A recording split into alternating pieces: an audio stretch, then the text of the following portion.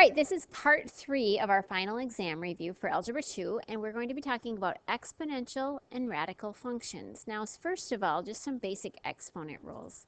Remember the little rap that I wrote, bases are the same, add the exponents. So when you're multiplying two bases that are the same, you add the exponents. So 2/5 plus 1/5 is 3/5. So that's the answer to that one. And then power to power, multiply. And so we multiply the exponents when you're raising a power to a power. So that would be x to the 6th. And then the next one is exponent 0 equals 1. So anything to the 0 power is equal to 1. And negative exponent, flip it, cancel, done. So by that, what I mean is if there's a negative exponent, you write the reciprocal of it and you make the exponent positive. So the 10 and the 14 are going to stay there. You have x to the 3rd. Now this x is to the negative 2, so you're going to bring it up to the numerator and make it a positive 2. And then this y right here is to the negative 5, so that will go to the denominator and become a positive 5. This y has a negative 3, so it'll go to the numerator and be a positive 3. All right, so now we're going to cancel. So the 10 and the 14 will cancel. So 2 goes into 10 5 times, 2 goes into 14 7 times. So let's just write this as 5. And x to the 3rd times x to the 2nd is x to the 5th. And then you have y to the 3rd. In the denominator, you have 7y to the 5th. Now, we have 3 y's in the numerator and 5 in the denominator. So the 3 y's would cancel. And if you cancel 3 y's in the denominator, 5 minus 3 is 2. You have 2 left. So your final answer is 5x to the 5th over 7y squared. All right, the next one, it says simplify. So we have x to the 3rd, y to the negative 4th, all to the negative 2. So there are different ways you could do this, but power to power multiply.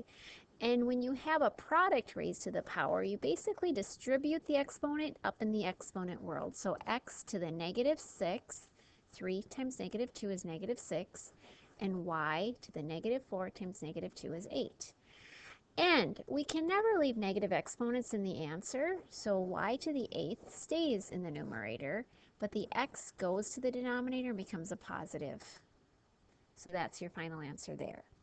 Now, when we're dividing exponents, when we had just integers, we can like cancel, but technically, like if you have x to the 5th over x to the 1st, for example, if you cancel one x here, you have no x's left, so you just put a 1 in the denominator. If you cancel one x here, you would have 4. So basically what we're doing is we're doing 5 minus 1 is 4. So 5 minus 1. So here, when we have what are called rational exponents or fractions, we subtract the exponent. So it's 2/3 minus 1/3.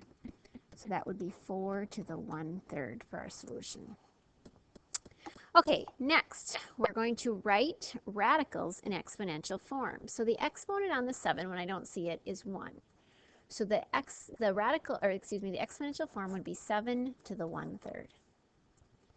Whatever the index is, whatever this number is here, that goes in the denominator. So this says write in radical form. So 39 is the base. So 7 is the denominator, so that goes right here. So it's the 7th root of 39 and then to the 4th power. Next, we have 8, and we're going to write this to the, let me see, actually, I'm going to go back just a minute. Go back a step here. It says to simplify. I didn't read directions. You get in trouble doing that. So there are a couple ways you could do it. You could do the cube root of 8 and then square it. Now the cube root of 8 is what number cubed gives you 8? Well, that's 2. And then that's squared. So 2 to the 2nd is 4. Or the cube root of 8 squared is the cube root of 64. And what number cubed is 64? Well, it's 4. So either way, you get the right answer. This next one says simplify, and right now we can't do anything with it.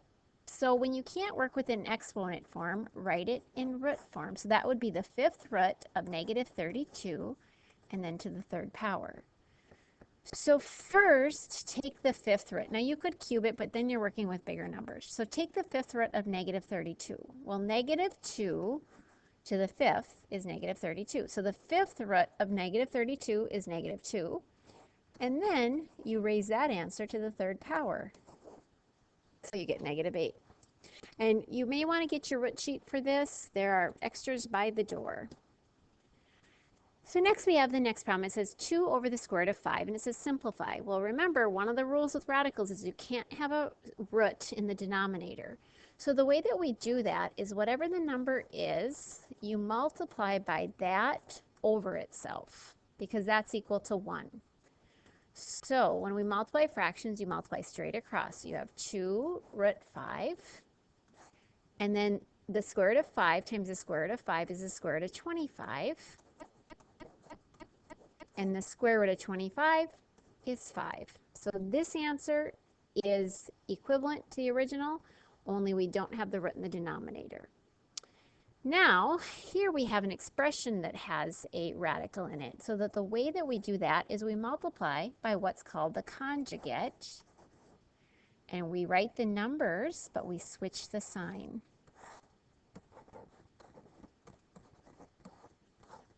Okay, so now we have the square root of 3 minus 5 in the numerator. Okay, that's times 1, so that just stays like it is.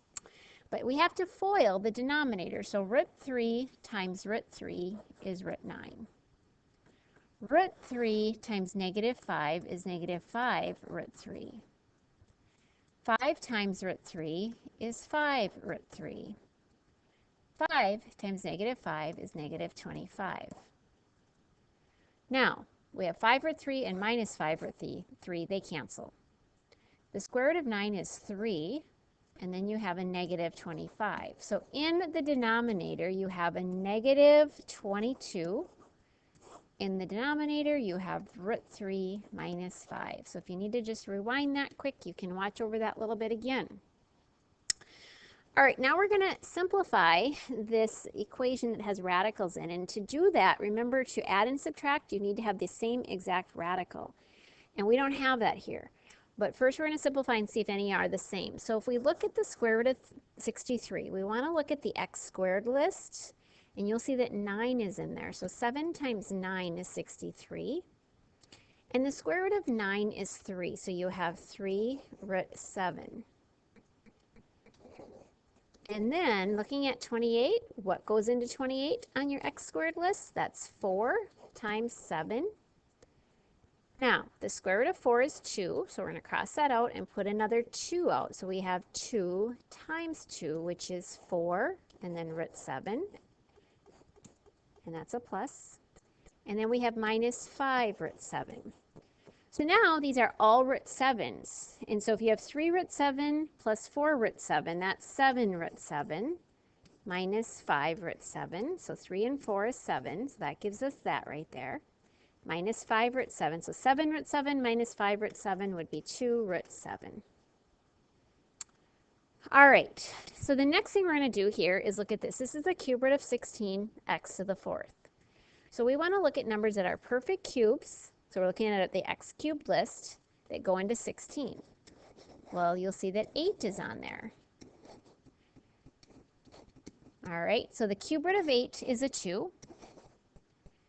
And inside of here, we still have a 2. Now, how many groups of 3 are there if you have 4? Because that would be x, x, x, x. So one group of 3, so that's an x cubed. And the cube root of x cubed is an x, so you bring out 1. There's one group of 3 if you have 4, and then there'd be 1 left inside. So that's your answer. All right, next we're going to solve for x, and this is a square root equation. So when we're solving radical equations, what you want to do is get the radical term by itself. So we're going to divide both sides by 3. So this is x plus 2 equals 4. Now this is a square root, so the opposite of taking a square root is squaring. So what we're going to do is square both sides. Now when we square a square root, that they cancel each other out, so you have x plus 2, and 4 squared is 16. And then we're going to subtract 2. So x equals 16. All right, on this next one, we have an irrational exponent. So let's write this as a root. So the fourth power of x to the third. So we're going to add 9. So the fourth power of x to the third equals 27. And now to get rid of the fourth root, we're going to raise everything to the fourth. So you have x to the third equals 27 to the fourth. And that I'm going to need my calculator for. I don't have that off the top of my head. Okay, 531,441. And then to get the value of x, we're going to take the cubed root of both sides.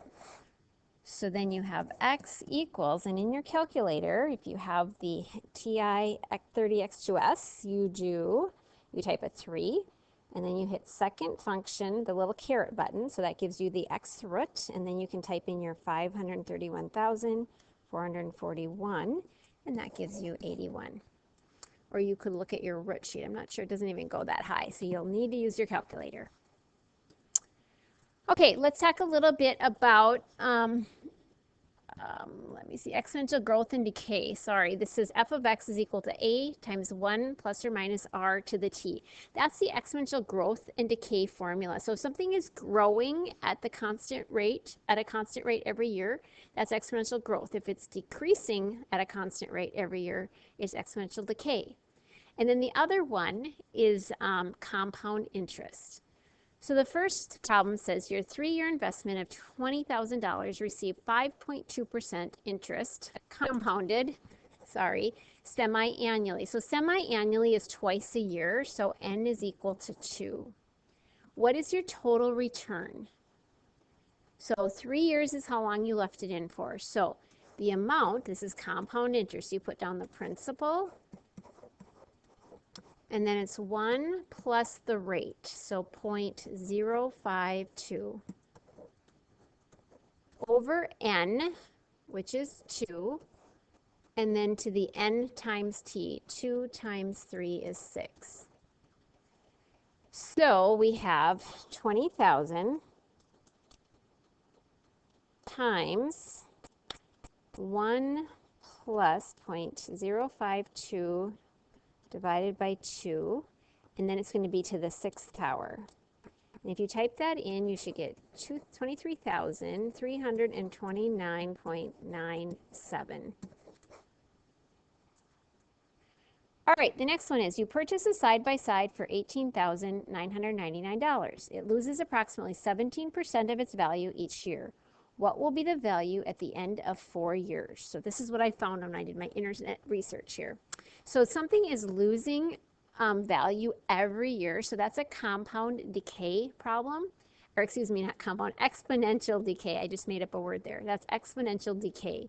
So the formula there is y equals a, 1. And since it's losing money, you subtract the rate and then times the amount of time. So a is the amount that we paid, $18,999. 1 minus r, which is 0.17.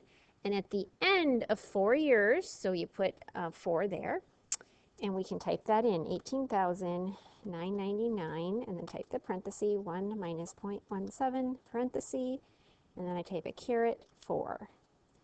So it's worth $9,016.61 after 4 years. So you paid $19,000 and it's worth just a little over $9,000.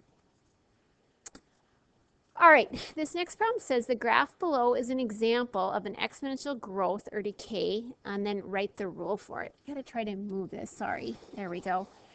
Now, actually, we're not gonna write the rule, but we're gonna look at these rules.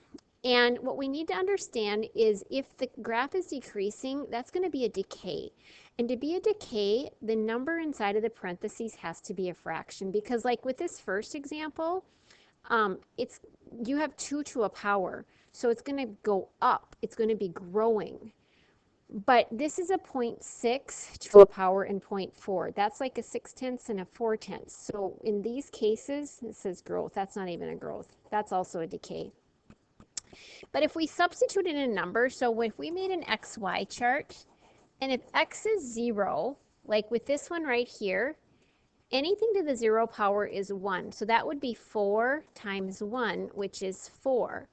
So at 0, 4, that one would look like it would work. However, because if you plugged in a 1, we would have 2.4 times 2.1 to the 1 power. 4 times 2.1 is 8.4. Well, you don't get that. When you plug in a 1, that's not what you get. You get something a little more than 2. But look at this next one. When we plug in a 0, we would have 4 times 0.6 to the 0. Anything to the 0 power is 1, so you get 4. Okay, so 0, 4. So that works there. Now let's plug in a 1. 4 times 0.6 to the 1. And that gives you 2.4. So sure enough, when we plug in 1, out comes 2.4. That's going to be the answer. And so you can tell by just plugging in a 0, because that becomes 1. This becomes a 1. And then plugging in a 1, see where it's at. So you can tell by 2 easy substitutions. All right, the next one, this is a graph of 2 to the x. So I just want to talk about that. Like if you graph that on a number line, or if you made an XY chart, this is the graph. Now, as you can see, this is going to constantly get closer, closer, closer to 0. So what is the equation of the asymptote? Well, it is a horizontal line. So a horizontal line is y equals 0. That's the equation of the asymptote. This next one looks like this. All right, so if it said, what is the asymptote here? You just say, it's a horizontal line. Y is equal to, what is it getting closer, closer to? -2. All right, last problems here. We have to solve for x. Now you'll notice the x is in the exponent. And the way that we did that is with logarithms. So if we can't solve in this way, we write a log. So log, and we start, this is a base of 3. And remember how we did the swirly? So we'd say log base 3 of 18 equals x. So base 3 of 18 equals x. And as long as you have 2 numbers here, we can do the change of base formula, which is the log of the larger number right here, 18. I shouldn't say the larger print number. So the number that's up here divided by the log of base 3. Okay, so the top number divided by the bottom number. So you type log 18 in your calculator, parenthesis, divided by log 3. And your answer is 2.63. That's it. Okay, let's do one more. So first get this exponent term by itself. So I'm going to divide by 3. So you have 7 to the 2x equals 5. At this point, we can't solve it this way. We're going to write it in log form. So log base 7, so here's the base, that's where we start, of 5 equals 2x. So now we do change of base. So again, we're going to do log of 5 divided by log of 7 and see what that equals.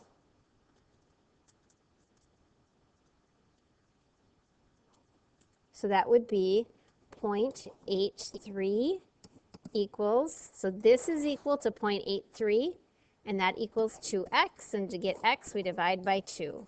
So x equals 0.83 divided by 2 is 0.41. Okay, almost there.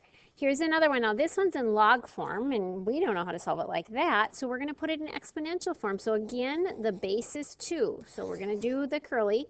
So we have 2 to the 5th, 2 to the 5th equals this. So 2 to the 5th is 32, and that equals 3x minus 5. So you have 37 equals 3x. So x equals 12.5. Nope, 12 and 1/3. So we'll just do 12 and 1/3, or 12.3. Now the next one, we have 2 bases. So this is actually a little bit different. We're not going to use a log here. We're going to write the same bases. So 16 and 8. We have to figure out what's the lowest common base they have. Well, 8 can be written with a base of 2. That's 2 to the third. But that's a 1/8, so it's actually 2 to the negative 3. Let me go back just a step here for you. So that would be 1 over 2 to the third. That's the same as 1 over 8, right? And then 16 is the same as 2 to the fourth. And you also have the x minus 3. Now, 1 over 2 to the third is the same as 2 to the negative third. So if you, with the rules of exponent, if you write this in the numerator, you just make the exponent negative. And you also have a 3x there. And then you have 2. And I'm going to distribute that through, so that's 4x minus 12. And now the bases are both 2. All right? And because the bases are the same, the exponents need to be equal. So to solve, what we do is we write those exponents and set them equal to each other. So this is a negative 9x here equals 4x minus 12. And then we subtract 4x. So we have a negative 13x equals negative 12. So x equals 12 over 13. All right, and that's it for this part. Thanks for watching.